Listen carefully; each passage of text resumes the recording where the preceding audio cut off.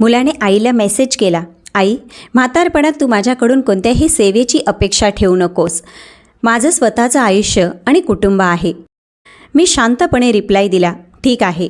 त्यानंतर मी थेट वकिलांना फोन करून माझं मृत्यूपत्रच बदलून टाकलं. जेव्हा त्याला या गोष्टीबद्दल समजलं तेव्हा तो रागाच्या भरात माझ्या घरात शिरला आणि सुदैवाने तुम्हाला हे सांगण्यासाठी मी आज जिवंत आहे. मी गेली 32 वर्ष खर्ची घालून एक असं जग उभं केलं होतं ज्याचा मला अभिमान होता. माझे पती महेश आणि मी पुण्यातील एका मध्यम पण सुखवस्तू घरात आमच्या मुलाला रोहितला वाढवलं. आम्ही काही खूप श्रीमंत नव्हतो, पण आम्ही सावध होतो. पै जोडून आम्ही संसार उभा केला होता. जेव्हा 5 वर्षापूर्वी महेश यांना अचानक हृदयविकाराचा झटका आला आणि ते आम्हाला सोडून गेले, तेव्हा त्यांनी आयुष्यभर जे कमावलं होतं ते सर्व माझ्या नावे केलं. आमचं घर, त्यांची पेन्शन आणि आमच्या बचतीचे पैसे. ही संपत्ती काही करोडोंची नव्हती, पण माझं उर्वरित आयुष्य आरामात जावं आणि मागे काहीतरी चांगलं सोडून जाता यावं इतपत नक्कीच होतं. रोहित नेहमीच एक चांगला मुलगा होता, किंवा निदान मला तरी तसंच वाटायचं. तो मला नियमित फोन करायचा, सणावाराला भेटायला यायचा. सोबत त्याची बायको आणि त्याची 2 मुलं असायची. रविवारी दुपारचं जेवण आम्ही एकत्र करायचो. वाढदिवस साजरे करायचो. मी सुद्धा त्याला जमेल तशी मदत करायचे. कधी नातवंडांना सांभाळणं असो किंवा कधी आर्थिक मदत असो. जेव्हा त्यांना घराचं रिनोव्हेशन करायचं होतं किंवा त्याची पत्नी सीमाची गाडी बिघडली असेल, तेव्हाही मी पैशांची मदत केली होती. मी फक्त एक आजी होते की माझा वापर केला जात होता, हा प्रश्न तेव्हा मला कधीच पडला नाही. पण नात्याला पहिला तडा गेला तो 6 महिन्यांपूर्वी. रोहितचा फोन आला. त्याचा आवाज तणावाखाली होता. त्याला 5 लाखांची गरज होती. तो म्हणाला, आई, सीमाच्या आईला कॅन्सर झाला आहे. इन्शुरन्समध्ये सगळा खर्च कवर होत नाही आहे. मी क्षणाचाही विचार केला नाही. दुसऱ्याच दिवशी मी पैसे ट्रान्स्फर केले. पण मनाला काहीतरी खटकत होतं. पुढच्या वेळी जेव्हा ते जेवायला आले तेव्हा मी सहज सीमाला विचारलं, अगं, आईची तब्येत आता कशी आहे? रिकव्हरी व्यवस्थित होते ना? सीमा गोंधळली. रिकव्हरी? कशापासून? ती आश्चर्याने म्हणाली. रोहितने लगेच मध्ये उडी मारली. अगं, आईला बहुतेक गैरसमज झालाय. ती फक्त एक छोटी तपासणी होती, पण नुकसान होऊन गेलं होतं. मी त्याच्या डोळ्यात ते खोटं स्पष्ट पाहिलं होतं. त्या दिवसापासून मी बारकाईने लक्ष देऊ लागले. खरंच, जेव्हा मी माझ्या बचतीचा किंवा एफडीचा विषय काढायचे तेव्हा सीमाचा चेहरा कठोर व्हायचा. हे मला दिसू लागलं. रोहित हळू संभाषणाचा विषय माझ्या पुढच्या नियोजनाकडे वळवायचा. अधूनमधून तो सहज सुचवायचा, आई, तू आता एकटीच असते. त्यापेक्षा वृद्धाश्रमात किंवा एखाद्या केअरटेकर सेंटरमध्ये राहणं जास्त सोपं जाणार नाही का? काय म्हणायचं होतं त्याला? मी 71 वर्षाची होते, पण रोज सकाळी न चुकता 3 किलोमीटर चालायला जायचे. स्वतःचा स्वयंपाक स्वतः करायचे. त्याला असं का वाटत होतं की मला मदतीची गरज आहे? आणि मग तो दिवस उजाडला ज्याने सगळंच बदलून टाकलं. मी माझ्या स्वयंपाकघरात चहा घेत बसले होते. खिडकीतून सकाळचे कोवळे ऊन आत येत होते. ही तीच खिडकी होती जी महेश रावांनी खास त्यांच्या आवडीनुसार बसवून घेतली होती. भिंतीवर त्यांचा हसरा फोटो होता, ज्याला मी रोज सकाळी ताजी फुलं वाहायचे. तितक्यात माझा फोन वाजला. स्क्रीनवर रोहितचं नाव दिसलं. मला वाटलं नातवंडांचा फोटो पाठवला असेल, म्हणून मी हसून फोन उचलला. पण त्याऐवजी तिथे जे शब्द होते ते माझ्या गालावर सनसनीत चपराक लागावण्यासारखे होते. आई, म्हातारपणात तू माझ्याकडून सेवेची अपेक्षा ठेवू नकोस. मला माझं स्वतःचं आयुष्य आहे आणि कुटुंब आहे. माझे हात थरथरू लागले. मी तो मेसेज पुन्हा वाचला. याआधी आमचं काही भांडण झालं नव्हतं, काही वाद नव्हता. फक्त 3 दिवसांपूर्वीच आम्ही एकत्र जेवण केलं होतं. मग अचानक हे काय झालं की हे विष कित्येक दिवसापासून त्याच्या मनात खदखदत होतं आणि गोड हास्य आणि सणावाराच्या भेटीगाठींमध्ये लपलं होतं.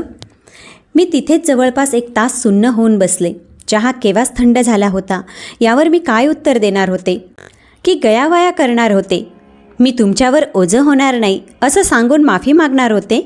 मी एक दीर्घ श्वास घेतला. पाठीचा कणा ताठ केला. महेश नेहमी म्हणायचे, सुनिधी, संकटात वाकायचं नाही.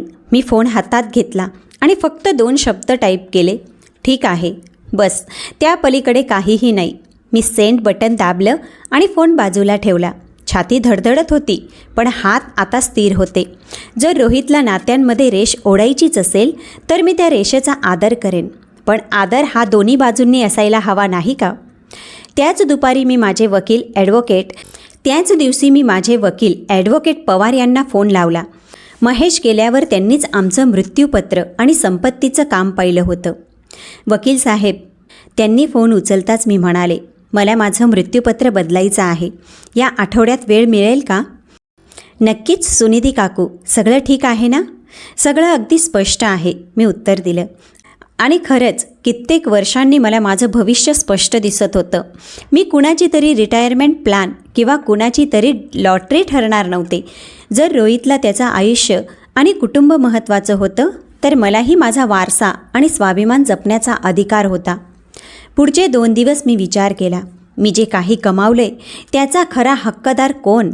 उत्तर मला अपेक्षेपेक्षा लवकर मिळालं. मी काही संस्थांची माहिती काढली, काही नोंदी केल्या. गुरुवारी सकाळी जेव्हा मी वकील पवारांच्या ऑफिसमध्ये पाऊल टाकलं, तेव्हा मला पक्क माहीत होतं की मला काय करायचं आहे. पण मला हे माहीत नव्हतं की वर्षानुवर्ष बंद पडलेल्या एका जुन्या जॉईंट अकाउंटमुळे रोहितला माझ्या बँकेचे मेसेज जात होते. मला हे माहीत नव्हतं की तो ते मेसेज नियमित चेक करत होता. मला हेही माहीत नव्हतं की पवार असोसिएट वकिलांची फी असा मेसेज त्याला गेला असेल. आणि मला याची अजिबात कल्पना नव्हती की मी काय केलं आहे. हे समजल्यावर तो कोणत्या थरापर्यंत जाऊ शकतो. पवारांसोबतची मीटिंग तासाभरात आटोपली. त्यांनी मला कोणताही प्रश्न विचारला नाही, माझ्या निर्णयावर शंका घेतली नाही. त्यांनी फक्त शांतपणे ऐकून घेतलं आणि पुढच्या आठवड्यात नवी कागदपत्र सह्यांसाठी तयार ठेवण्याचं वचन दिलं. पण वादळ अजून यायचं होतं. वकील पवारांच्या ऑफिसमधून बाहेर पडले तेव्हा मला कित्येक महिन्यानंतर मनावरचं ओझं उतरल्यासारखं हलकं वाटत होतं. स्वातंत्र्य म्हणजे नेमकं हेच असतं का? अगदी मृत्यूनंतरही आपलं काय व्हावं हे ठरवण्याचा अधिकार असणं म्हणजे स्वातंत्र्य का? मी गाडी चालवत घराकडे निघाले. तेच ओळखीचे रस्ते, तीच बाग जिथे लहानपणी मी रोहितला झोका द्यायचे, त्याच कोपऱ्यावरचं आईस्क्रीमचं दुकान जिथे त्याच्या 10वीच्या रिझल्टचा आम्ही आनंद साजरा केला होता. आज त्या आठवणींनी मला त्रास दिला नाही, त्या आता फक्त अस्तित्वात होत्या. आजच्या वास्तवापासून वेगळ्या. माणसं बदलतात, नातीही बदलतात. कधी ती घट्ट होतात तर कधी आपल्याला समजते की ज्या पायावर आपण नातं उभं केलं आहे तो पाया मुळातच कच्चा होता. घरी पोचल्यावर मी जेवण बनवलं आणि पुन्हा माझ्या नेहमीच्या दिनक्रमात रुळायला लागले. पण माझं मन सारखं त्या एका मेसेजभोवती घिरट्या घालत होतं. म्हातारपणात तू माझ्याकडून सेवेची अपेक्षा ठेवू नको. त्या वाक्यातली क्रूरता अजूनही मनाला डसल्यासारखी वाटत होती. पण त्या दुखापत झालेल्या भावनांच्या खाली आता एक वेगळीच भावना जागृत होत होती, उत्सुकता. अचानक असं काय घडलं? रोहितला नक्की काय हवंय? मी माझी जुनी डायरी आणि बँकेचे पासबुक काढले. नव्याने एका वेगळ्या नजरेने मी हिशोब तपासायला सुरुवात केली. ती 5 लाखांची रक्कम सीमाच्या आईच्या आजारपणासाठी 2 वर्षापूर्वी त्यांच्या फॅमिली ट्रिपसाठी दिलेली 2 लाख नाही, रोहितने त्याला इमर्जन्सी फंड असं नाव दिलं होतं. कधी 50,000, कधी 1 लाख. ह्या रकमा तशा लहान होत्या, त्यामुळे मी कधी प्रश्न विचारला नाही किंवा कधी त्यांची बेरीजही केली नाही. पण आता जेव्हा मी ते सगळे आकडे एका कागदावर उतरवले तेव्हा डोळ्यासमोर स्पष्ट चित्र उभं राहिलं. गेल्या 4 वर्षात मी त्यांना 35 ते 40 लाख रुपये दिले होते. त्यांनी जे कारण सांगितलं त्यासाठीच हे पैसे वापरले गेले होते का? की मीच त्यांच्या चैनीच्या आयुष्याला इंधन पुरवत होते आणि ते माझ्या जाण्याची खऱ्या जॅकपॉटची वाट बघत होते. तितक्यात माझा फोन वाजला. स्क्रीनवर रोहितचं नाव झळकलं. माझ्या पोटात गोळा आला. मी 2-3 रिंग वाजू दिल्या आणि मग फोन उचलला. हॅलो आई. त्याचा आवाज गंभीर आणि तणावपूर्ण होता. आपल्याला बोलायचे. कशाबद्दल रे बाळा? मी माझा आवाज मुद्दाम शांत आणि नेहमीसारखा ठेवला. तुझ्या आणि वकिलांच्या मीटिंगबद्दल काय चाललंय हे? त्याला समजलं तर. त्या जुन्या जॉईंट अकाउंटबद्दल मी पूर्णपणे विसरूनच गेले होते. महेश आजारी पडले तेव्हा आपत्कालीन परिस्थितीत रोहितला पैसे काढता यावेत म्हणून आम्ही ते सुरू केलं होतं. महेश गेल्यावर ते बंद करायचं राहूनच गेलं. माझा निष्काळजीपणा. पण ही चूक मी पुन्हा करणार नव्हते. काही नाही रे, फक्त कागदपत्र अपडेट करत होते, मी सहजपणे म्हटलं. नेहमीचं इस्टेट प्लॅनिंग, दुसरं काही नाही. काही नाही? अगं आई, माझ्याशी चर्चा केल्याशिवाय तू तुझं मृत्यूपत्र कसं काय बदलू शकतेस? माझ्या छातीत काहीतरी थंडगार पडल्यासारखं झालं. करू शकत नाही? ते माझं मृत्यूपत्र आहे रोहित, माझी संपत्ती आहे. मला वाटेल तशी वाटणी करेन. अगं, पण मी तुझ्यासाठी एवढं सगळं केल्यानंतर, एवढा वेळ तुझी काळजी घेतल्यावर. माझी काळजी? मला हसूच आलं. रोहित, मी एकटी राहते. माझं घर, माझे आर्थिक व्यवहार आणि माझं आयुष्य मी स्वतः सांभाळते. तू नक्की कशाची काळजी घेतली आहेस? ते तुला कळतंय मला काय म्हणायचं आहे ते. मी तुझा मुलगा आहे. आपण कुटुंब आहोत. हो, मी शांतपणे म्हणाले. तू माझा मुलगा आहेस, पण कुटुंब आपल्या आईला असे मेसेज करत नाही की म्हातारपणात माझ्याकडून सेवेची अपेक्षा करू नकोस. फोनवर भयानक शांतता पसरली. मग तो म्हणाला, मी रागात होतो गं. मला तसं म्हणायचं नव्हतं, पण तुला तसंच म्हणायचं होतं. मी त्याला मध्येच थांबवलं. आणि मी तुझ्या इच्छेचा आदर करतीये. तुझं स्वतःचं आयुष्य आहे, माझं स्वतःचं आहे. आई, असं करू नकोस, असा मूर्खपणा करू नकोस. मूर्खपणा? त्याने मला मूर्ख म्हटलं. मी डोळे मिटले. मनातल्या मनात 5पर्यंत आकडे मोजले. मला ठेवावं लागेल रोहित, माझं एक काम आहे. आई ऐक. मी फोन कट केला. माझे हात पुन्हा थरथरत होते, पण यावेळी भीतीमुळे नाही तर रागामुळे. या जाणिवेमुळे की ज्या मुलाला मी वाढवलं, ज्याच्यावर जीव ओवाळून टाकला, तोच मुलगा कित्येक वर्षापासून माझा फक्त वापर करत होता. त्याच्यासाठी मी फक्त हृदयाचे ठोके असलेली एक बँक होते का? मला आता एका पक्क्या योजनेची गरज होती. फक्त मृत्यूपत्र बदलून चालणार नव्हतं. मला स्वतःला आणि माझ्या संपत्तीला सुरक्षित करायचं होतं. मी उभं केलेलं विश्व अशा लोकांच्या हाती लागू नये ज्यांना त्याची किंमत नाही, हे मला सुनिश्चित करायचं होतं. वकील पवारांनी लिव्हिंग ट्रस्टबद्दल काहीतरी सांगितलं होतं. मला माझे पर्याय समजून घ्यायचे होते. रोहित फक्त लोभी आहे की यामागे अजून काही मोठं कारस्थान आहे? यात सीमाचाही हात आहे की तीच हे सगळं करवून घेत आहे? ते कोणत्या थरापर्यंत जाऊ शकतात? मी ती पूर्ण संध्याकाळ अभ्यासात घालवली. ज्येष्ठ नागरिकांची आर्थिक फसवणूक, वारसा हक्काचे कायदे, कोर्ट कचेरी, इंटरनेटवरच्या गोष्टी वाचून अंगावर काटा आला. मुलं आपल्याच आईबापाचे पैसे हडपण्यासाठी सयांची बनावटगिरी करतात. प्रसंगी त्यांना लवकर मरणाच्या दारात लोटतात. माझा स्वतःचा मुलगा असं काही करू शकेल? मला विश्वास ठेवायचा नव्हता, पण तो मेसेज माझ्या फोनमध्ये एका पुराव्यासारखा जिवंत होता. त्याने त्याचं खरं रूप दाखवलं होतं आणि आता त्यावर विश्वास ठेवणं मला भाग होतं. मध्यरात्रीपर्यंत माझ्या डोक्यात योजनेचा आराखडा तयार होता. मी प्रत्येक गोष्टीचे रेकॉर्ड ठेवणार होते, पुरावे जमा करणार होते. रोहितला त्याचं वेगळं आयुष्य हवंय ना?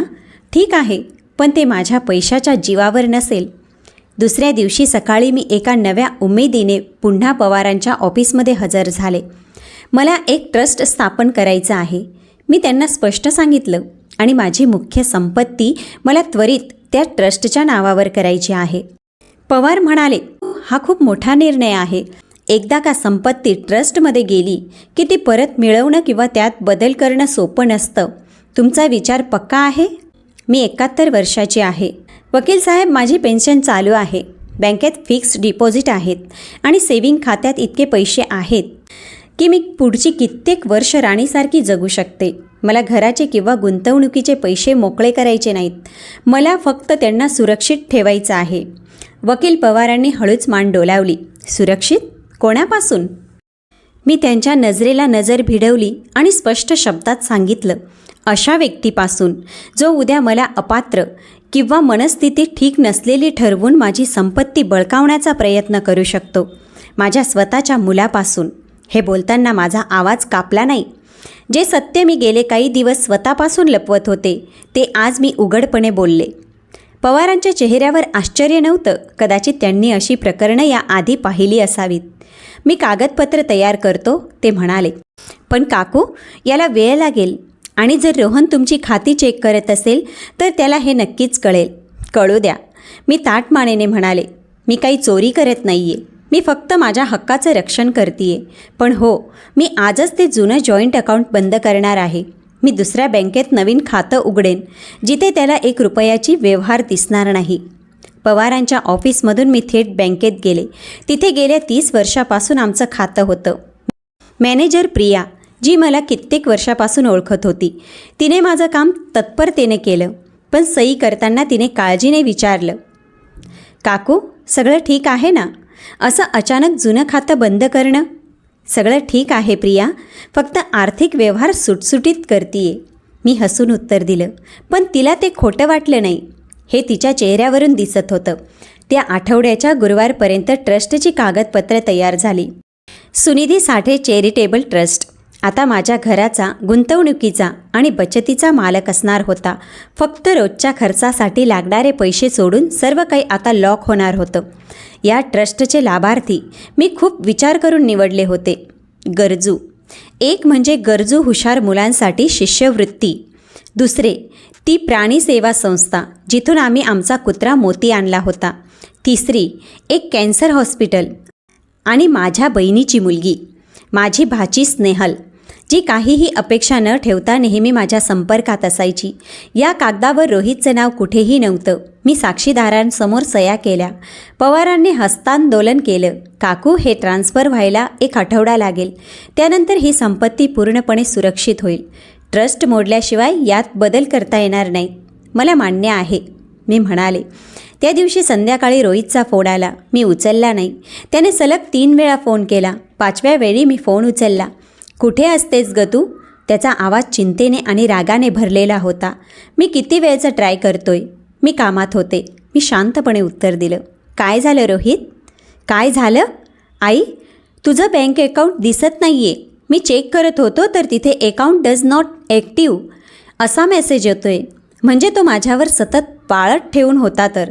हे ऐकून मला कोणीतरी कानाखाली मारल्यासारखं वाटलं. मी ते बंद केलं. मी सरळ सांगितलं, मला आता माझे व्यवहार माझ्या पद्धतीने ठेवायचे आहेत रोहित. बंद केलं? आई, नक्की काय चाललं आहे? आधी वकील, आता हे बँक अकाउंट. तुला बरं वाटत नाही आहे का? काही आजार वगैरे झाला आहे का? त्याच्या आवाजातली काळजी आठवड्याभरापूर्वी असती तर कदाचित मी भावूक झाले असते. पण आता मला त्या काळजीमागे फक्त एकच गोष्ट दिसत होती, भीती. आपली वारसा हक्काची रक्कम हातातून निसटतीये याची भीती. मी ठणठणीत आहे रोहित. मी फक्त माझं भविष्य सुरक्षित करतीये. जबाबदार माणसं हेच करतात. सुरक्षित? अगं, वेडी झाली आहेस का? नक्की कोणीतरी तुझे कान भरलेत. कोणी काही सांगितलं आहे का माझ्याबद्दल? तुझ्याबद्दल कोणीच काही सांगितलं नाही आहे. फक्त तूच सांगितलंस. मी आठवण करून दिली. म्हातारपणात माझ्याकडून सेवेची अपेक्षा ठेवू नकोस. मला माझं आयुष्य आहे, आठवलं? पलीकडून शांतता. मग तो गयावया करू लागला. आई, अगं, मी तेव्हा ड्रेसमध्ये होतो. मला तसं म्हणायचं नव्हतं. तुला तसंच म्हणायचं होतं. मी त्याला तोडलं. आणि मी तुझ्या मर्यादांचा आदर करतीये. तुला माझी जबाबदारी नको आहे ना? ठीक आहे, पण मग त्याचे फायदेही तुला मिळणार नाहीत. फायदे? काय बोलतेस तू? शुभरात्री रोहित. मी फोन कट केला. माझे हात आता थरथरत नव्हते. हृदयाचे ठोके वाढले नव्हते. उलट 71 वर्षाच्या आयुष्यात पहिल्यांदाच मी स्वतःला प्राधान्य दिलं होतं. आणि ते पाण्याबाहेर आल्यावर, मोकळा श्वास घेतल्यावर वाटत होतं. 2 दिवसानंतर शनिवारी सकाळी मी अंगणातल्या झाडांना पाणी घालत होते. अचानक दारात एक गाडी जोरात येऊन करकचून थांबली. दरवाजा धाडकन आपटला. रागाच्या भरात वेगाने पडणारी पावलं माझ्या दिशेने आली. मी पाईप खाली ठेवणार तितक्यात रोहित गेट उघडून आत शिरला. त्याचा चेहरा रागाने लालबुंद झाला होता. हे काय चालवलेस तू? तो ओरडला. मी पाण्याचा पाईप नळाला लावला आणि शांतपणे त्याच्याकडे पाहिलं. आवाज खाली ठेव रोहित, शेजाऱ्यांना ऐकू जाईल. मला पर्वा नाही आहे त्या शेजाऱ्यांची.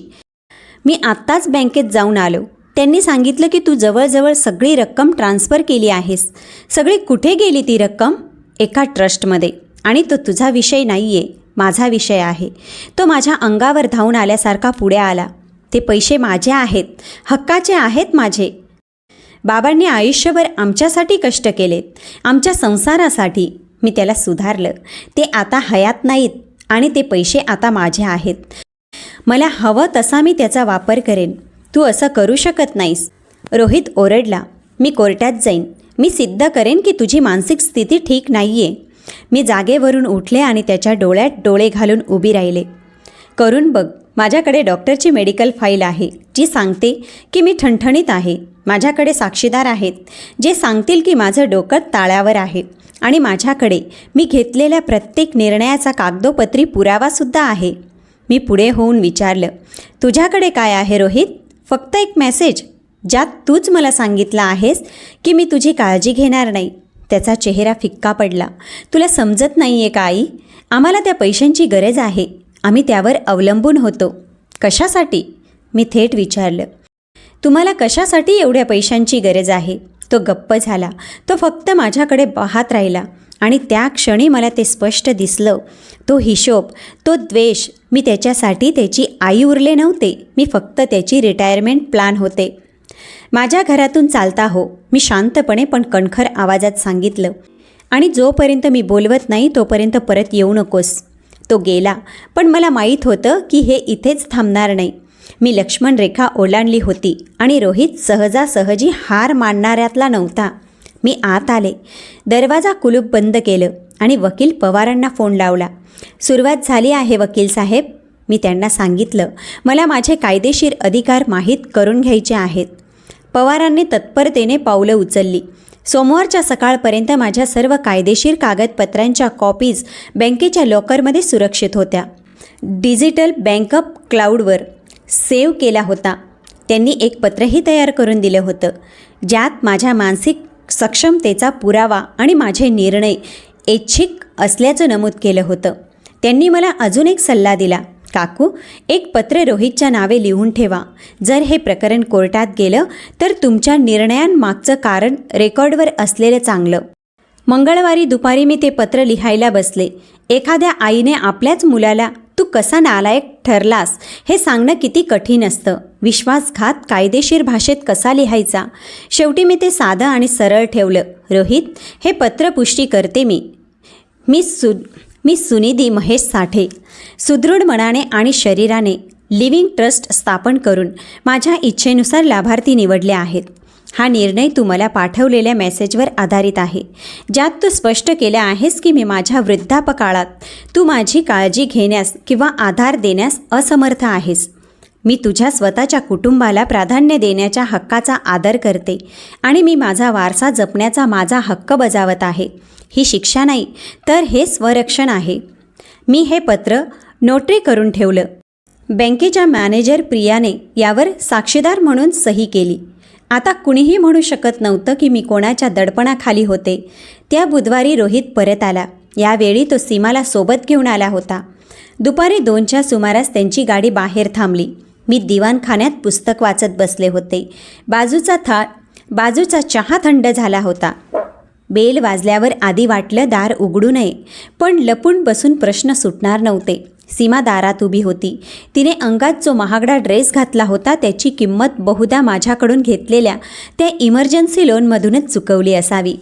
तिच्या चेहऱ्यावर एक कृत्रिम हास्य होतं. आई, आम्हाला बोलायचं आहे, आत येऊ का? नाही, मी जागेवरूनच म्हटलं. आपण इथेच दारात बोलू शकतो. आई, काय बालिशपणा आहे हा? रोहित सुरू झाला. हा बालिशपणा नाही आहे रोहित. तू माझ्या घरी फोन न करता आलास, परवा बागेत माझ्यावर ओरडलास आणि आता तुला आदरातिथ्य हवंय. काय बोलायचंय ते बाहेरूनच बोल. सीमाचं हास्य विरलं. ठीक आहे, आम्ही आलोय कारण आम्हाला तुमची काळजी वाटते. रोहितने मला या सगळ्या पैशांच्या गोंधळाबद्दल सांगितलं आणि खरंच आई, हे काळजी करण्यासारखं आहे. तुमच्या वयाच्या लोकांना कोणीही सहज फसवू शकतं. तुम्हाला असं सुचवायचं आहे की मला कुणीतरी फसवलं आहे? आम्ही एवढंच म्हणतोय की तुम्ही स्पष्ट विचार करत नाही आहात. रोहित मध्येच म्हणाला. आई, तू कधीच असे तडकाफडकी निर्णय घेतले नाहीस. पैसे हलवणं, आम्हाला वारसा हक्कातून वगळणं, मी तुम्हाला कशा कोणत्याही गोष्टीपासून वगळलं नाही आहे. ज्यावर तुमचा हक्क होता तुम्ही स्वतःला तेव्हाच वगळलत, जेव्हा तुम्ही मला स्पष्ट सांगितलं की मी एक ओझा आहे. मी असं कधीच म्हणालो नाही. रोहित खोटं बोलला. मी माझा फोन काढला, तो मेसेज ओपन केला आणि त्याच्या डोळ्यासमोर धरला. वाच पुन्हा एकदा. म्हातारपणात तू माझ्याकडून सेवेची अपेक्षा ठेवू नकोस. मला माझं स्वतःचं आयुष्य आहे. हे तुझे शब्द आहेत ना रोहित? तारीख आणि वेळेसहित. सीमाचे डोळे विस्फारले. तिने रोहितकडे पाहिलं. तू हा मेसेज पाठवला होतास? रोहितचा चेहरा पडला. मी रागात होतो ग. त्यावेळी तू तुझ्या आईच्या औषधांसाठी पैसे मागत होतीस. माझं काम गेलं होतं आणि काय फरक पडतो? ती माझी आई आहे. ती मला असं बेदखल करू शकत नाही. खरे तर रोहित, मी शांतपणे म्हणाले, मी करू शकते आणि मी केलंच आहे. सुडापोटी नाही तर स्वाभिमानापोटी. आपलं नातं तुझ्यासाठी काय आहे हे तू स्पष्ट केलंस. मी फक्त त्याचा मान राखतीये. हे सगळं फक्त पैशांसाठी आहे का? सीमा अचानक थंड आवाजात म्हणाली. तुम्हाला काय वाटतं, आम्हाला फक्त पैशांची पडली आहे? आम्ही तुमच्यासाठी नेहमी हजर असतो. आम्ही भेटतो, फोन करतो, तुम्हाला आमच्या आयुष्यात सामावून घेतो. थांब सीमा, मी तिला थांबवलं. तुम्ही वर्षातून 4 वेळा भेटता. जेव्हा काही हवं असतं तेव्हाच फोन करता. आणि तुम्ही मला तुमच्या आयुष्यात तोपर्यंतच सामावून घेतलं जोपर्यंत मी त्याला फंडिंग करत होते. मी थेट सीमाच्या डोळ्यात पाहिलं. तुझी आई कशी आहे? माझ्या पैशाने जी कॅन्सरची ट्रीटमेंट झाली त्यातून बरं वाटतंय का त्यांना? ती गप्प झाली. रोहितने तिचा हात धरला. बस झालं, आम्हाला हे ऐकून घ्यायची काही गरज नाही आहे. आई, तुला विचार करायला 1 आठवडा देतोय. हे केलेला बदल रद्द कर. जर नाही केलेस तर मी वकिलांशी बोलेन. मी तुला अपात्र घोषित करेन. मी या ट्रस्टविरुद्ध लढेल. तू काय करतेयस हे मी जगाला ओरडून सांगेन. जा, बिंदास्त जा कोर्टात. मी त्याला आव्हान दिलं. माझ्याकडेही वकील आहेत आणि तो खूप चांगला आहे. आणि माझ्याकडे अशी कागदपत्रं आहेत ज्यांच्या विरोधात तू लढू शकत नाही. माझ्याकडे डॉक्टरांचे रिपोर्ट्स आहेत, साक्षीदार आहेत आणि माझी आर्थिक पिळवणूक केल्याचा पुरावा. बँकेचं बँक स्टेटमेंट आहेत. करून बघ रोहित, प्लीज करूनच बघ. ते दोघे निघून गेले. सीमा रडत होती तर रोहित गप्प होता. त्याची दातखिळी बसली होती. मी त्यांना जाताना पाहिलं. मनात काहीच नव्हतं, ना आनंद ना पश्चाताप, फक्त एक शांत ठामपणा होता. पण त्या रात्री अंथरुणावर पडल्यावर भीती हळूच मनात शिरली. जर खरंच रोहितने चांगला वकील लावला तर? जर त्याने न्यायाधीशाला पटवून दिलं की माझं मानसिक संतुलन बिघडलंय. मी अशा भयंकर गोष्टी ऐकल्या होत्या की मुलं आईवडिलांची गार्डियनशिप म्हणजेच ताबा मिळवतात आणि त्याचं आयुष्य पूर्णपणे कंट्रोल करतात. माझ्यासोबत असं होऊ शकतं का? मला रात्रभर झोप लागली नाही. सकाळी मी पूर्णपणे थकले होते आणि हातपाय लटपटत होते. मी पुन्हा वकील पवारांना फोन लावला. तो कोर्टात जाण्याची धमकी देतोय. मी घाबरत सांगितलं, वकील साहेब, तो खरंच असं करू शकतो का? तो प्रयत्न करू शकतो, पवारांनी सावधपणे सांगितलं. पण काकू, तुमच्याकडे एक अशी गोष्ट आहे जी बहुतेकांकडे नसते, पूर्वतयारी. आपण प्रत्येक गोष्टीचा रेकॉर्ड ठेवला आहे. तुमचे मेडिकल रिपोर्ट्स अगदी स्वच्छ आहेत, साक्षीदार आहेत. जोपर्यंत रोहित सिद्ध करत नाही की तुम्ही अपात्र आहात, जे तो करू शकत नाही, तोपर्यंत त्याच्या हातात काहीच नाही. पण या लढाईचा ताण. मी पुटपुटले. मला माहीत आहे, म्हणून मी तुम्हाला सुचवेन की तुम्ही काही दिवस कुठेतरी बाहेर जा. स्वतःला वेळ द्या. एखाद्या मैत्रिणीकडे किंवा नातेवाईकांकडे राहा. रोहितला धमक्या देऊ द्या. तोपर्यंत तुम्ही तुमची ऊर्जा परत मिळवा. तुम्हाला त्याची गरज लागणार आहे. त्यांचं म्हणणं पटलं. मी माझी कॉलेजमधली मैत्रीण लताला फोन केला. ती कोकणात एका छोट्या बीचवर राहते. तिचं स्वतःचं एक छोटं पुस्तकांचं दुकान आहे. तिने मला नेहमीच सांगितलं होतं की कधीही ये, ताबडतोब निघून ये. मी सगळं थोडक्यात सांगितल्यावर ती म्हणाली, फक्त 4 कपडे घे आणि चांगल्या मूडमध्ये ये. आपण समुद्रावर फिरू आणि शांतता म्हणजे काय असतं हे तुला आठवण करून देऊ. मी बॅग भरली आणि गुरुवारी सकाळीच निघाले. मी रोहितला सांगितलं नाही की मी कुठं जाते. मी फक्त 3 दिवसांसाठी गायब झाले. समुद्राच्या काठावर अणवाणी चालले. लताच्या दुकानात तिला मदत केली. कितीतरी वर्षापासून वाचायची राहिलेली पुस्तकं वाचली. आणि मुख्य म्हणजे मी शांत, गाढ झोप घेतली. तिथे मला आठवलं की रोहितची आई असण्यापलीकडे मी कोण आहे. मी सुनिधी आहे, जिने एक आयुष्य उभं केलं आहे, भरपूर प्रेम केलं आहे, जवळची माणसं गमावली आहेत आणि जिला आदर मिळवण्याचा पूर्ण हक्क आहे. रविवारी संध्याकाळी जेव्हा मी घरी परतले तेव्हा मी कोणत्याही परिस्थितीला सामोरे जायला तयार होते. घरी पोचल्यावर मला एक पत्र मिळालं. ते पोस्टाने आलं नव्हतं, तर कुणीतरी दरवाजाच्या खालून सरकवलं होतं. कागद महागडा होता आणि अक्षर सीमाचं होतं. प्रिय आई, मला आशा आहे की तुम्ही रोहितला माफ कराल. सध्या त्याच्या ऑफिसमध्ये खूप ताण आहे आणि स्ट्रेसमध्ये असताना तो कधीकधी असं काही बोलून जातो जे त्याला खरंच म्हणायचं नसतं. आपल्याला माहीत आहे की त्याचं तुमच्यावर किती प्रेम आहे. आम्हाला ते सगळं ठीक करायचं आहे. येत्या शुक्रवारी आपण तुमच्या आवडत्या हॉटेलमध्ये जेवायला जाऊया. आपण भांडखोर शत्रूंसारखं नको तर कुटुंबासारखं बोलूया. आम्हाला तुमची आठवण येते. मुलांना तुमची आठवण येते. तुमचा नातू सारखा विचारतोय की आजी काय येत नाही. प्लीज आम्हाला हे सुधारण्याची एक संधी द्या. तुमचीच सीमा. मी ते 2दा वाचलं. त्यातला खोटेपणा इतका स्पष्ट होता की तो अपमानास्पद वाटत होता. नातवंडांचा वापर करायचा आहे, भावनांना हात घालायचा आहे, रोहितच्या वागण्याला स्ट्रेसचं नाव देऊन पाठीशी घालायचं आहे आणि उलट मलाच दोषी ठरवायचे की मी शत्रूसारखी वागते आहे. हे गिल्ट ट्रिपिंग म्हणजे अपराधी वाटायला लावणं याचं उत्तम उदाहरण होतं. जुनी सुनिधी असती तर कदाचित वितळली असती, कदाचित मीच जास्त करतीये असा विचार केला असता. पण नवी सुनिधी, जिने 3 दिवस स्वतःची किंमत ओळखली होती, तिने शांतपणे ते पत्र कागदपत्रांच्या फाईलमध्ये ठेवलं आणि त्यावर तारीख टाकली. 2 दिवसानंतर गुलाबाचा पुष्पगुच्छ आला. सोबत एक कार्ड होतं. आई, मला माफ कर, आपण बोलूया का? रोहित, मी त्या कार्डचा फोटो काढला, फाईलमध्ये जोडला आणि ती फुलं रस्त्याच्या पलीकडच्या वृद्धाश्रमात देऊन टाकली. तिथल्या आजी आजोबांना खूप आनंद झाला. ती कुणी दिली हे मी त्यांना सांगितलं नाही आणि मग फोन कॉल्स सुरू झाले. यावेळी रागाचे नाही तर विनवणीचे. आधी सीमाचा फोन आला. आवाज एकदम मवाळ आणि गोड. आई, प्लीज ना, चुका झाल्या आमच्याकडून, आपण विसरून जाऊ शकत नाही का हे सगळं? कुटुंब म्हणजे माफ करणं असतं ना. कुटुंब म्हणजे एकमेकांचा आदर करणंसुद्धा असतं सीमा. मी उत्तर दिलं. एकमेकांशी माणुसकीने वागणं असतं, एकमेकांना ATM मशीन न समजणं असतं. सीमा, माझ्याकडे गेल्या 4 वर्षात तुम्हाला दिलेल्या पैचा हिशोब आहे. 35-40 लाख रुपये, त्या इमर्जन्सी ज्या कधीच स्पष्ट झाल्या नाहीत. आपण बसूया का हिशोब घेऊन? तिने फोन कट केला. त्यानंतर रोहितने प्रयत्न केला. त्याची पद्धत वेगळी होती. दुखावलेल्या, गोंधळलेला मुलगा. आई, मला कळत नाही आहे तुला काय झालं आहे ते. तू बदलली आहेस. ज्या आईने मला वाढवलं ती ही नाही आहे. तुझं बरोबर आहे, मी म्हणाले.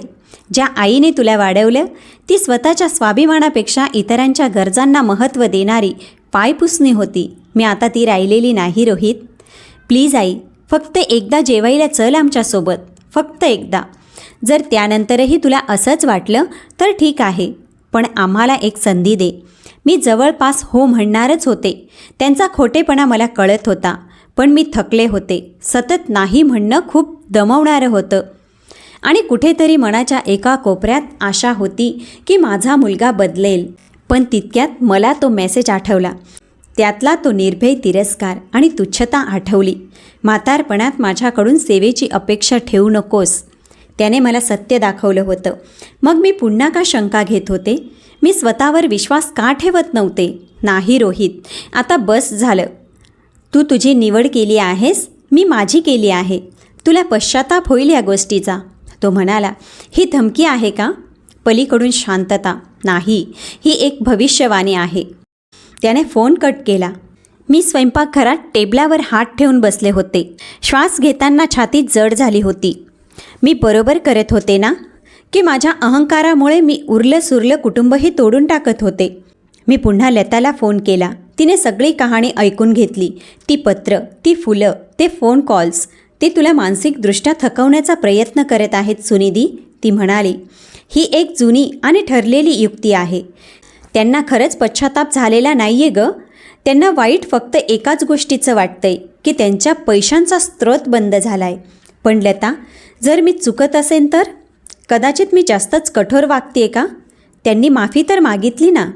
त्यांनी त्या मेसेजसाठी माफी मागितली का? तिने विचारलं. रोहितने कधी असं म्हटलं का, आई तुला दुखावल्याबद्दल मला माफ कर, माझं चुकलं?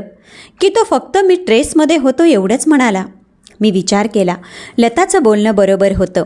नाही, मी हळूच म्हणाले. त्यांनी माझ्या प्रतिक्रियेबद्दल माफी मागितली, स्वतःच्या कृत्याबद्दल नाही. मग तुला तुझं उत्तर मिळालं. लता बरोबर होती, पण मला फक्त तिच्या आधाराची गरज होती. मला माणसांची गरज होती. मला स्वतःला आठवण करून द्यायची होती की रोहित आणि सीमा हेच माझं एकमेव कुटुंब नाही आहे. मी पुन्हा माझ्या भजन मंडळाला जायला सुरुवात केली, जे महेश गेल्यानंतर मी बंद केलं होतं. मी माझ्या जुन्या मैत्रिणींना भेटले, ज्यांच्याकडे मी दुर्लक्ष केलं होतं. मी माझी भाची स्नेहलला फोन केला. ती पुढच्याच विकेंडला मुंबईवरून गाडी चालवत आली आणि मला जेवायला बाहेर घेऊन गेली. स्नेहलने सगळं शांतपणे ऐकून घेतलं. ती 28 वर्षाची होती, वयाने माझ्यापेक्षा रोहितच्या जवळची, पण तिची समज खूप दांडगी होती. सुनिधी मावशी, ती म्हणाली, काही लोक फक्त घेणारे असतात. त्यांच्यासाठी नाते म्हणजे देवाणघेवाण नाही तर फक्त व्यवहार असतो. रोहित दादा आणि सीमा वहिनी तसेच आहेत असं दिसतंय, पण तो माझा मुलगा आहे ग, मी हळूच पुटपुटले. माहिती आहे मला, आणि म्हणूनच हे जास्त त्रासदायक आहेत. पण मावशी, स्वतःचं रक्षण करणं काही चुकीचं नाही आहे. त्या आधाराने मला बळ मिळालं. प्रत्येक भेट, प्रत्येक सत्संग, प्रत्येक चर्चा मला सांगत होती की मी एकटी नाही आहे, मी वेडी नाही आहे आणि स्वतःसाठी मर्यादा आखणं म्हणजे वाईट माणूस असणं नाही. दुसऱ्या आठवड्याच्या शेवटी रोहित आणि सीमाचे फोन येणं बंद झालं. ती शांतता सुकावणारी होती, पण त्याच वेळी अस्वस्थ करणारीही होती. हे काय प्लॅन करत असतील? वकिलांशी बोलत असतील की त्यांनी माझा काही निर्णय स्वीकारला असेल, अशी आशा करणं म्हणजे माझी भाबडी चूक. मी लताकडून परतल्यावर 3 आठवड्यांनी एका रविवारी सकाळी ते अवतरले. मी नाश्ता करत होते. तितक्यात बाहेर गाडी थांबण्याचा आवाज आला. पाठोपाठ रोहित आणि सीमाचा आवाज आणि त्यासोबत लहान मुलांचा उत्साह. माझी नातवंड. त्यांनी माझ्या नातवंडांना आणलं होतं. बेल वाजण्याआधीच मी दार उघडलं. 6 वर्षाचा चिन्मय धावत पुढे आला. आजी, आम्ही तुझ्यासाठी बिस्किटं आणली आहेत. आई म्हणाली, तुला बरं वाटत नाही आहे. माझ्या काळजात कालवाकालव झाली. मी त्याला मिठी मारली. त्याचा तो लहान मुलांचा विशिष्ट वास आणि चॉकलेटचा श्वासात भरून घेतला. त्याची धाकटी बहीण 4 वर्षाची सिया लाजत लाजत पुढे आली आणि तिनेही मिठी मारली. त्यांच्या डोक्यावरून मी रोहितच्या डोळ्यात पाहिलं. तो हसला, पण ते हसू फक्त ओठांपुरतं होतं. आम्ही तुम्हाला सरप्राईज द्यायचं ठरवलं, सीमा उत्साहाने म्हणाली. आज हवा किती छान आहे. आपण जुन्या दिवसांसारखं अंगणात बसून नाश्ता करूया. तुम्ही यायच्या आधी फोन करायला हवा होता, मी चिन्मईला बाजूला करत म्हटलं. आजी, तुला आम्हाला भेटायचं नाही आहे का? चिन्मईचा आवाज गोंधळलेला आणि दुखावलेला होता. आता या प्रश्नाचं मी काय उत्तर देणार होते की हो बाळा, मला तुला भेटायचं आहे, पण तुझ्या आईबाबांनी तुला एक प्यादा म्हणून वापरलं आहे. माझं तुमच्यावर जीवापाड प्रेम आहे, पण तुमच्या पालकांनी नात्यात विष कालवलं आहे. असं नाही आहे बाळा, मला नक्कीच भेटायचं आहे तुम्हाला, मी म्हणाले. पण मोठ्या माणसांनी एकमेकांच्या घरी जाण्याआधी फोन करायचा असतो. आम्ही केला होता फोन, रोहित म्हणाला. तू उचलला नाहीस, कारण मला माझी मनःशांती जपायची होती, म्हणून मी त्याचा फोन उचलला नव्हता. चल ना आई, येऊ दे आम्हाला आत. मुलं आजीसोबत राहायला किती उत्सुक आहेत बघ. त्याचा टोन हलका होता, पण त्याखालची धमकी स्पष्ट होती. जर तू आम्हाला नाकारलंस तर तू यांना नाकारतेस. मी बाजूला झाले. माझ्याकडे शेवटी काय पर्याय होता? ते हॉलमध्ये बसले. मुलं फरशीवर सीमाने आणलेल्या वहीत चित्र काढू लागले. रोहित आणि सीमा सोफ्यावर असे बसले जणू तेच घराचे मालक आहेत. सीमाने डब्यातून घरगुती शंकरपाळी आणि लाडू काढले, जे माझे आवडते आहेत हे तिला पक्क माहीत होतं. रोहित घराचं कौतुक करू लागला. आई, किती छान ठेवले आहेस घर. प्रत्येक शब्द मोजून मापून बोलला जात होता. जवळपास 20 मिनिट चाललेल्या त्या त्रासदायक गप्पांनंतर सीमा मुद्द्यावर आली. आई, जे काही घडलं त्याबद्दल आम्ही खूप विचार केला आणि आम्हाला माफी मागायची आहे. हो, खरंच, रोहितने सूर लावला. आई, आम्ही परिस्थिती चुकीच्या पद्धतीने हाताळली. मी तो मेसेज पाठवायला नको होता. कामाचं टेन्शन, पैशांची ओढाताण, मी सगळा राग तुझ्यावर काढला. मला माफ कर. एखाद्या पाठ केलेल्या कवितेसारखं वाटत होतं, पण 10 फुटांवर माझी नातवंड खेळत होती आणि मला हे नाटक खरं मानावं लागणार होतं. नक्की कशासाठी माफी मागतोयस? मी विचारलं. सीमा गडबडली. तुम्हाला दुखावल्याबद्दल. तुम्हाला असं वाटायला लागलं की आम्हाला तुमची काळजी नाही आहे. पण तुम्हाला खरंच काळजी आहे का? की तुम्हाला फक्त माझ्या पैशांची काळजी आहे? रोहितचा चेहरा कडक झाला. हे चुकीचं आहे आई. तू मला अपात्र म्हणालीस, कोर्टाची धमकी दिलीस आणि आता आम्ही तुझ्या हॉलमध्ये बसलोय तरी तुम्ही इथे बसून काय अपेक्षा करताय? मी विचारलं.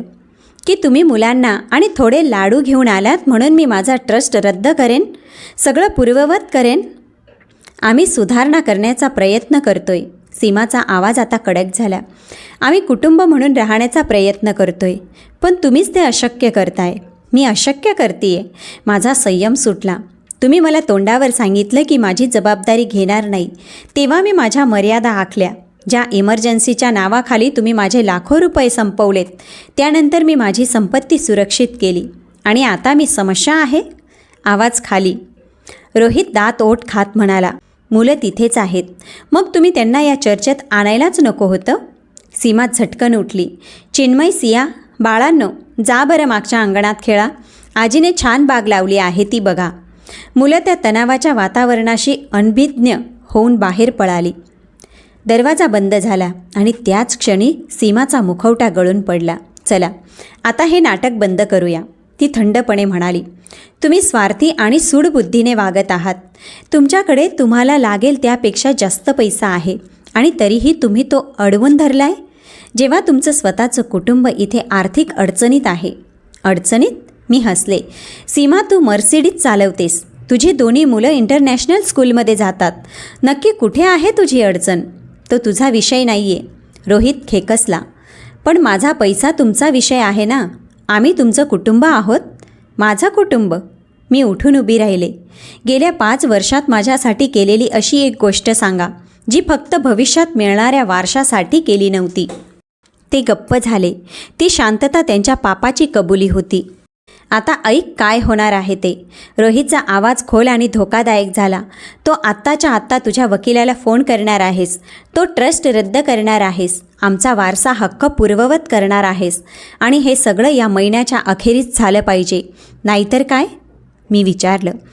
नाहीतर तू तुझ्या नातवंडांना पुन्हा कधीच पाहू शकणार नाहीस. सीमाने ही धमकी इतक्या शांतपणे दिली जणू ती हवामानाबद्दल बोलत होती. गरज पडली तर आम्ही घर बदलू, शहर सोडू. आम्ही मुलांना सांगू की आजीला तुम्हाला भेटायचं नव्हतं. तिने कुटुंबापेक्षा पैशाला महत्त्व दिलं. ते शब्द एखाद्या शस्त्रासारखे काळजात घुसले. माझी नातवंड, चिन्मयचं ते निरागस हसू, सियाचं ते बोबडं गाणं, हे सगळं मी पुन्हा कधीच अनुभवणार नाही. पण त्या वेदनेतूनही मला त्यांची ही चाल स्पष्ट दिसत होती. मुले हे त्यांचे शेवटचे हत्यार होते. पैशासाठी ते पोटच्या मुलांना वापरत होते. त्यांना दुखापत करत होते. माझ्यापासून तोडत होते. माझ्या घरातून चालते व्हा. मी थरथरत्या आवाजात म्हणाले. आई, चालते व्हा म्हटलं ना. आणि जर पुन्हा कधी माझ्या नातवंडांचा वापर मोहरा म्हणून केलात तर मी त्याचा पुरावा कोर्टात सादर करेन. तुम्ही किती नालायक पालक आहात हे न्यायाधीशांना मी पुराव्यानिशी सांगेन. रोहितचा चेहरा रागाने लालबुंद झाला. तुला पश्चात्ताप होईल याचा. मी वचन देतो तुला. मला फक्त एकाच गोष्टीचा पश्चात्ताप आहे की मी तुमचं खरं रूप आधीच का ओळखलं नाही. ते निघाले. त्यांनी मागच्या अंगणातून मुलांना अक्षरशः ओढत नेलं. चिन्मयचा गोंधळलेला आवाज आला, पण आजीला? आणि गाडीचा दरवाजा धाडकन बंद झाला. मी त्यांना जाताना पाहिलं. माझं संपूर्ण शरीर थरथरत होतं. मी खरंच माझी नातवंड गमावली होती का? रोहित खरंच असं काही करेल? त्या विचारानेच मला मळमळायला लागलं. मी बाथरूममध्ये धावत गेले आणि बेसिनवर ओकारी काढली. शरीराने त्या ताणाला नकार दिला होता, पण त्या भीतीखाली एक आग पेटली. त्यांची हिंमत कशी झाली? निष्पाप मुलांना प्यादं बनवण्याची हिंमत कशी झाली? मी माघार घेणार नाही. जर मी माघार घेतली असती तर त्यांना काय संदेश गेला असता की मला धमकावणं सोपं आहे, की जोपर्यंत मुलं त्यांच्या ताब्यात आहेत तोपर्यंत ते मला हवं तसं वागवू शकतात. कदापि नाही. मी वकील पवारांना फोन लावला. त्यांनी धमकी दिली आहे की जोपर्यंत मी ट्रस्ट रद्द करत नाही तोपर्यंत ते मला नातवंडांना भेटू देणार नाहीत. पवारांचं उत्तर त्वरित आलं. काकू, हे सगळं लिहून ठेवा. काय बोलणं झालं शब्द न शब्द लिहून ठेवा. जर त्यांनी खरंच असं केलं तर आपल्याला मुलांच्या कस्टडीच्या वेळी याचा उपयोग होईल. कस्टडी? या शब्दाने छातीचे ठोके वाढले. पण ते बरोबर होतं. आता हे युद्ध सुरू झालं होतं आणि मला डोक्याने लढायचं होतं. 3 आठवड्यानंतर वकिलाचं पत्र आलं. पवारांकडून नाही तर रोहितच्या वकिलांकडून. शहरातल्या एका प्रसिद्ध लॉ फर्मकडून, जी फॅमिली कोर्टातल्या आक्रमक केसेससाठी ओळखली जाते. श्रीमती सुनिधी साठे, आमचे क्लायंट श्री रोहित साठे यांच्या वतीने आम्ही तुम्हाला कळवू इच्छितो की तुमच्या मानसिक सक्षमतेबद्दल आणि नुकत्याच घेतलेल्या आर्थिक निर्णयांबद्दल जे दबावाखाली किंवा क्षीण मनस्थितीत घेतले आहेत अशी शंका आहे. आम्ही प्रश्न उपस्थित करत आहोत. आम्ही विनंती करतो की तुम्ही एका स्वतंत्र मानसोपचार तज्ज्ञांकडून आपली तपासणी करून घ्यावी. मी ते पत्र शांतपणे वाचलं. हातात सकाळचा चहा होता. असा खेळ खेळायचा आहे तर त्याला. ठीक आहे. मी लगेच पवारांना फोन केला. ते मला अपात्र ठरवू पाहत आहेत. त्यांना माझी सायकॅट्रिक टेस्ट हवी आहे. करून द्या त्यांना. पवारांचा आवाज काहीसा समाधानी वाटला. काकू, तुम्ही माझ्या पाहण्यातल्या सर्वात तल्लख बुद्धीच्या व्यक्ती आहात. तुम्ही ती टेस्ट पास व्हाल. आणि त्यांची केस तिथेच कोसळेल. पण आपण एक अट घालूया. डॉक्टरांच्या पॅनलची निवड आपण करू किंवा कोर्टाने मंजूर केलेल्या यादीतून करू. कंट्रोल आपल्या हातात राहिला पाहिजे. आठवड्याभरातच मी डॉक्टर पल्लवी यांच्या समोर बसले होते. त्या ज्येष्ठ नागरिकांच्या केसेसमधल्या तज्ज्ञ होत्या. त्या अत्यंत प्रोफेशनल होत्या. त्यांना फसवणं किंवा भावनिक करणं शक्य नव्हतं. 3 तास त्यांनी माझी मुलाखत घेतली. माझं बालपण, शिक्षण, आर्थिक निर्णय, रोहनसोबतचं नातं. त्यांनी मला कोडी सोडवायला दिली. मेमरी टेस्ट घेतली. माझ्या फॅमिली डॉक्टरशी चर्चा केली.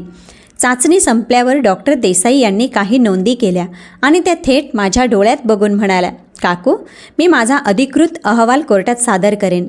पण मी तुम्हाला आत्ताच सांगू शकते, तुमच्यात स्मृतिभ्रंश किंवा मानसिक क्षमतेत घट झाल्याची तीळ मात्रही लक्षणं नाहीत. त्या थोड्या पुढे झुकल्या आणि हळू आवाजात म्हणाल्या, तुमचे निर्णय कदाचित तुमच्या मुलाच्या दृष्टीने विक्षिप्त असतील, पण ते पूर्णपणे तर्कसंगत आहेत. आणि ऑफ द रेकॉर्ड सांगायचं तर मी असे प्रकार आधीही पाहिले आहेत. जेव्हा म्हातारे आईवडील स्वाभिमानाने वागू लागतात तेव्हा वारसा हक्कासाठी टपलेल्या मुलांना ते सहन होत नाही. तुमच्यासोबत जे घडतंय ती एक प्रकारची ज्येष्ठ नागरिकांची आर्थिक छळवणूक आहे. फक्त ती उलट्या दिशेने घडतीये. ते तुम्हाला मदत करण्याऐवजी तुम्हाला ताब्यात घेण्याचा प्रयत्न करत आहेत. डॉक्टरांच्या शब्दांनी मला हायसं वाटलं. मला जे आतून वाटत होतं त्याला आज एका तज्ज्ञाने दुजवारा दिला होता. 15 नोव्हेंबरला सुनावणीची तारीख ठरली. कोर्टातलं वातावरण गंभीर होतं. जुन्या लाकडाचा आणि कागदपत्रांचा एक विशिष्ट वास तिथे भरून राहिला होता. एका बाजूला रोहित आणि सीमा त्यांच्या वकिलासोबत बसले होते. तो वकील अंगावर महागडा कोट घालून आला होता, पण त्याची नजर धूर्त होती. त्यांनी माझ्याकडे पाहिलेच नाही. दुसऱ्या बाजूला मी आणि वकील पवार बसलो होतो. मी माझी साडी नीट सावरली होती. केस विंचरलेले होते आणि हात स्थिर होते. रोहितच्या वकिलांनी सुरुवात केली. त्यांनी माझं चित्र एक दुःखी, एकाकी आणि वयस्कर विधवा असं उभं केलं, जी कोणाच्याही प्रभावाखाली येऊन चुकीचे आर्थिक निर्णय घेत आहे. त्यांनी असं सुचवलं की वकील पवारांनी माझी दिशाभूल केली आहे किंवा मला अल्झायमरची सुरुवात झाली आहे. मग डॉक्टर पल्लवी साक्ष द्यायला उभ्या राहिल्या. अवघ्या 15 मिनिटात त्यांनी समोरच्यांची केस उद्ध्वस्त केली. माझ्या रिपोर्ट्सनुसार त्या न्यायाधीशांकडे बघून म्हणाल्या, श्रीमती सुनिधी साठे यांची मानसिक स्थिती त्यांच्या वयाच्या इतर लोकांपेक्षा कितीतरी पटीने उत्तम आहे. त्या स्वतःचं घर चालवतात, स्वतःची काळजी घेतात, सामाजिक कार्यात सक्रिय आहेत. त्यांचे निर्णय हे मानसिक आजारातून नाही तर कौटुंबिक मतभेदातून आलेले आहेत आणि ते घेण्यास त्या पूर्णपणे समर्थ आहेत. रोहितचा वकील गडबडला, पण मॅडम, एका आईने आपल्या एकुलत्या एक मुलाला असं वारसा हक्कातून बेदखल करणं हे असामान्य नाही का? असामान्य असू शकतं, पण कायदेशीर किंवा वेडेपणाचं नक्कीच नाही. डॉक्टरांनी सडेतोड उत्तर दिलं. त्यांच्या निर्णयामागे स्पष्ट कारणं आहेत. न्यायाधीश, ज्या स्वतः एक 70च्या बाई होत्या, त्यांनी चष्म्यातून रोहितकडे पाहिलं. मिस्टर रोहित, तुम्ही तुमच्या आईला हा मेसेज का पाठवला होता? त्यांनी तो मेसेज मोठ्याने वाचून दाखवला. म्हातारपणात तू माझ्याकडून सेवेची अपेक्षा ठेवू नकोस. मला माझं स्वतःचं आयुष्य आहे. रोहितचा चेहरा पडला. तो तोतरायला लागला. मी रागात होतो. त्या पैशाबद्दल विचारत होत्या. म्हणजे तुम्ही पैशांसाठी रागात होता आणि आता आईने तिचे पैसे तिच्या मर्जीने वापरले म्हणूनही तुम्ही रागातच आहात? न्यायाधीशांनी विचारलं. तिने तुमची काळजी घेऊ नये असं तुम्हाला वाटतं, पण तिने पैसे मात्र तुम्हालाच द्यावेत असं तुमचं म्हणणं आहे का? तसं नाही आहे. मला तर तसंच दिसतंय. न्यायाधीशांनी मला विचारलं. श्रीमती साठे, तुमच्यावर कुणी दबाव टाकला आहे का? नाही मॅडम. तुम्हाला परिणामांची कल्पना आहे? पूर्णपणे. तुम्हाला परिणामांची कल्पना आहे? हो, पूर्णपणे. तुम्हाला तुमच्या निर्णयात काही बदल करायचा आहे? नाही मॅडम. न्यायाधीशांनी हातोडा वाजवला नाही, पण त्यांचा आवाज एखाद्या वज्रासारखा घुमला. अपात्रतेची याचिका फेटाळण्यात येत आहे. श्रीमती साठे या पूर्णपणे सुदृढ असून त्यांना त्यांची संपत्ती हवी तशी वापरण्याचा पूर्ण अधिकार आहे. केस डिसमिस. रोहितच्या वकिलांनी कागद आवरली. सीमाच्या चेहऱ्यावरचा रंग उडाला होता, पण रोहित, तो माझ्याकडे निव्वळ तिरस्काराने बघत होता. आम्ही कोर्टरूममधून बाहेर पडलो तेव्हा कॉरिडॉरमध्ये त्याने माझा हात पकडला. हे इथं संपलेलं नाही आहे. वकील पवार लगेच आमच्यामध्ये आले. मिस्टर रोहित, हात सोडा. हा छळवणुकीचा गुन्हा ठरू शकतो. रोहितने माझा हात सोडला, पण तो माझ्या कानाशी आला. तू खूप मोठी चूक केली आहे साई. जेव्हा तू म्हातारी होऊन अंथरुणाला खेळशील, एकटी पडशील, तेव्हा माझ्याकडे रडत येऊ नकोस. मी त्याच्याकडे पाहिलं, खरंच पाहिलं, आणि मला तिथे माझा मुलगा दिसलाच नाही. एक अनोळखी माणूस दिसला. मी माझा मुलगा नक्की कधी गमावला, की तो कधी माझा नव्हताच? रोहित, मी शांतपणे म्हणाले, मी एकटी पडणार नाही. माझ्याकडे मित्रमैत्रिणी आहेत, समाज आहे, आणि मुख्य म्हणजे स्वाभिमान आहे. तुझ्याकडे लोभाशिवाय दुसरं काय आहे? तो काहीच न बोलता निघून गेला. मी जिंकले होते, पण मला विजयाचा आनंद होत नव्हता, तर आतून एक पोकळी जाणवत होती. पवारांनी माझ्या खांद्यावर हात ठेवला. तुम्ही योग्य तेच केलंत. मग इतका त्रास का होतोय? कारण प्रेम आणि विश्वासघात एकाच वेळी अस्तित्वास असू शकतात काकू. तो अजूनही तुमचा मुलगा आहे. त्याचं दुःख वाटणं स्वाभाविक आहे. मी मान डोलावली. पण जेव्हा आम्ही कोर्टाच्या बाहेर त्या दुपारच्या उन्हात आलो, तेव्हा मला आतून काहीतरी बदलल्यासारखं वाटलं. शंका मिटली होती, अपराधीपणा गेला होता. आता फक्त स्पष्टता उरली होती. मी जिंकले होते, आणि माझा लढा अजून संपला नव्हता. त्या सुनावणीनंतर 2 महिन्यांनी मला एक रजिस्टर पत्र मिळालं. ते रोहित आणि सीमाच्या गृहकर्ज देणाऱ्या बँकेकडून होतं. त्यांचे 3 हप्ते थकले होते. बँकेने त्यांच्या घराच्या जप्तीची नोटीस पाठवली होती. मला हे कसं कळलं? कारण वर्षापूर्वी जेव्हा त्यांनी घर घेतलं होतं, तेव्हा त्यांनी इमर्जन्सी कॉन्टॅक्ट किंवा जामीनदार म्हणून माझं नाव लिहिलं होतं, आणि ते कधीच बदललं नव्हतं. म्हणजे त्यांची आर्थिक परिस्थिती खरंच बिकट होती. ती मर्सडीज कार, ते इंटरनॅशनल स्कूल, ती हायफाय लाईफस्टाईल, हे सगळं कर्जाच्या डोंगराखाली उभं होतं. आणि त्या कर्जातून बाहेर पडण्यासाठी ते माझ्या वारसा हक्कावर अवलंबून होते. माझ्या मनात क्षणभर त्यांच्यासाठी, त्या मुलांसाठी सहानुभूतीची ठिणगी पेटली. चिन्मय आणि सिया यांनी त्यांच्या आईवडिलांच्या कर्माची फळं का भोगावीत? त्यांच्यासाठी तरी मी मदत करावी का? माझ्या मनात क्षणभर हा विचार आला. पण दुसऱ्या क्षणी मला सीमाची ती थंड धमकी आठवली. तुम्ही नातवंडांना पुन्हा कधीच भेटू शकणार नाही. मला कोर्टाच्या कॉरिडॉरमध्ये रोहनच्या डोळ्यात दिसलेला तो तिरस्कार आठवला. मला आठवलं की गेल्या कित्येक वर्षापासून त्यांनी गरजेच्या नावाखाली माझा कसा वापर केला होता. मी एक निर्णय घेतला. मी मदत करणार नव्हते, पण मला सत्य जाणून घ्यायचं होतं. मी एका खाजगी गुप्तहेराची नेमणूक केली. वकील पवारांनीच सुचवलेले एक निवृत्त पोलीस इन्स्पेक्टर पाटील होते ते. मला माझ्या मुलाच्या आर्थिक परिस्थितीची कुंडली हवी होती. मी त्यांना सांगितलं, पैसा कुठे गेला, त्यांनी तो कशावर खर्च केला, मला सगळा पुरावा हवाय.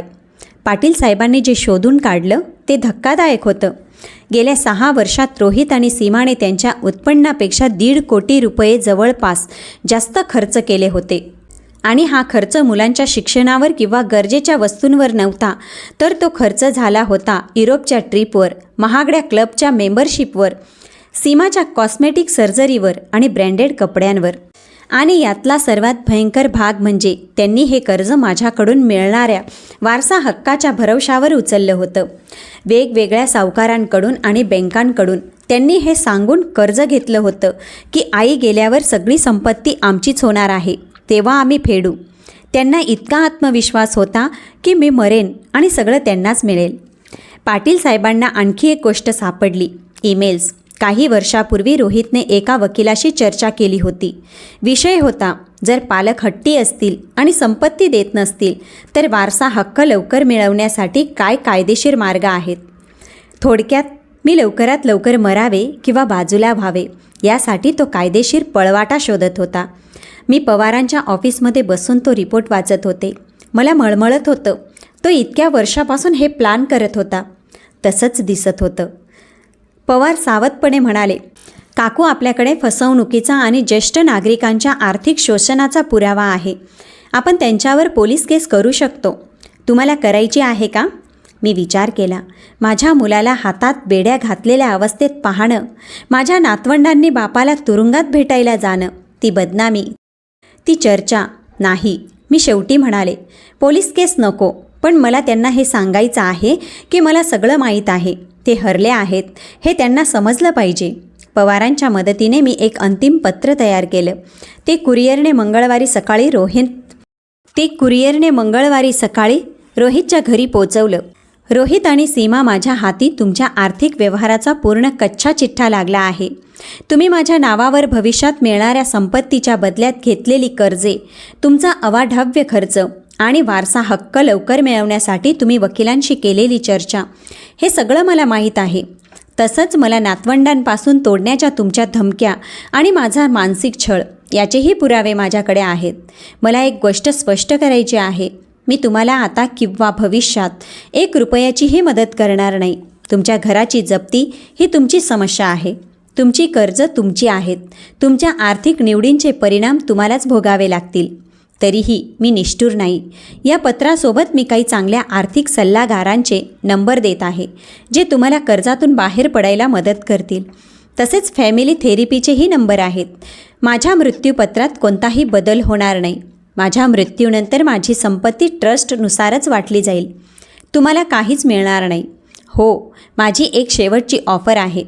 जर कधी तुम्हाला मनापासून पश्चात्ताप झाला, पैशांसाठी नाही, तर तुम्ही मला दिलेल्या त्रासाबद्दल, आणि जर तुम्हाला आर्थिक अपेक्षा न ठेवता परस्पर आदरावर आधारित नातं पुन्हा जोडायचं असेल, तर माझी दारं उघडी आहेत.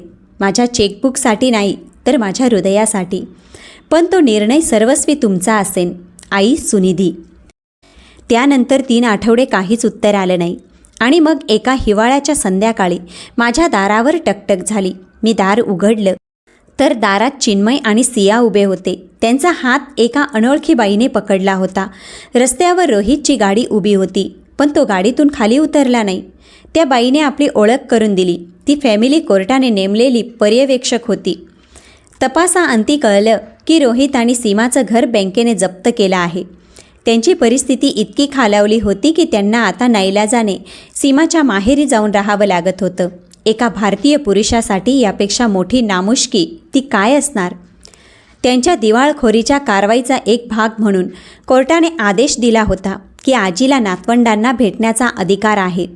त्यांनी हे प्रेमाने केलं नव्हतं, तर बहुधा पवारांनी कोर्टात माझ्या वतीने आजी आजोबांच्या हक्कासाठी याचिका दाखल केली असावी, म्हणून हे घडलं होतं. मला त्याचं कारण जाणून घ्यायचं नव्हतं. मला माझी नातवंड 2 तासांसाठी मिळाली. आम्ही एकत्र शंकरपाळी खाल्ली, गोष्टी वाचल्या, अंगणात थोडा वेळ खेळलो. जाताना सियाने मला घट्ट मिठी मारली. आजी, आम्ही परत येऊ शकतो का? कधीही बाळा. मी त्यांना घेऊन जाणारी गाडी पाहिली. रोहितने एकदाही माझ्या घराकडे वळून पाहिलं नाही. मी जिंकले होते. मला ज्या प्रकारे जिंकायचं होतं तसं हे नव्हतं. मला माझा मुलगा परत हवा होता, प्रेमळ आणि खरा. पण मला असा विजय मिळाला होता जो सर्वात महत्त्वाचा होता. माझा स्वाभिमान, माझी शांतता आणि माझं स्वातंत्र्य. 6 महिन्यानंतर पुण्यात वसंताची चाहूल लागली होती. गुलमोहराची झाडं बहरली होती. मी माझ्या दिवसाची सुरुवात 3 किलोमीटर चालण्याने करत होते. माझं आरोग्य गेल्या कित्येक वर्षापेक्षा उत्तम होतं. माझ्या नवीन डॉक्टरांनी सांगितलं, काकू, तुमचं हृदय एखाद्या 15 वर्ष लहान व्यक्तीसारखं तंदुरुस्त आहे. तुम्ही जे काही करताय ते असंच चालू ठेवा. मी काय करत होते? मी फक्त जगत होते. खरं आयुष्य जगत होते. मी लताच्या सांगण्यावरून एका बुक क्लबला जॉईन झाले होते. तिथे 50 ते 80 वयोगटातल्या अनेक महिला होत्या. आम्ही दर आठवड्याला भेटायचो. पुस्तकांवर आणि आयुष्यावर गप्पा मारायचो. त्या आता माझ्या जवळच्या मैत्रिणी झाल्या होत्या. त्यांचा आधार भक्कम होता. मी माझ्या ट्रस्टच्या माध्यमातून चालवल्या जाणाऱ्या त्या कॅन्सर हॉस्पिटलमध्ये स्वयंसेविका म्हणून काम करायला सुरुवात केली. तिथे उपचार घेणाऱ्या लहान मुलांना मी गोष्टी वाचून दाखवायचे, त्यांच्यासोबत खेळायचे आणि त्यांच्या चिंतेत असलेल्या पालकांना धीर द्यायचे. या कामामुळे मला जगण्याचा एक हेतू मिळाला. रोहित आणि सीमाने माझ्या काळजात जी पोकळी निर्माण केली होती ती या लहान मुलांच्या प्रेमाने भरून निघू लागली. महेश रावांच्या नावाने सुरू केलेल्या शिष्यवृत्तीचा फायदा 3 हुशार विद्यार्थ्यांना झाला होता. त्यांनी मनापासून लिहिलेली आभारपत्रे वाचून माझ्या डोळ्यात आनंद अश्रू यायचे. हा तो माझा खरा वारसा. ही होती माझ्या जगण्याची कमाई. माझी भाची स्नेहल आणि माझं नातं आता खूप घट्ट झालं होतं.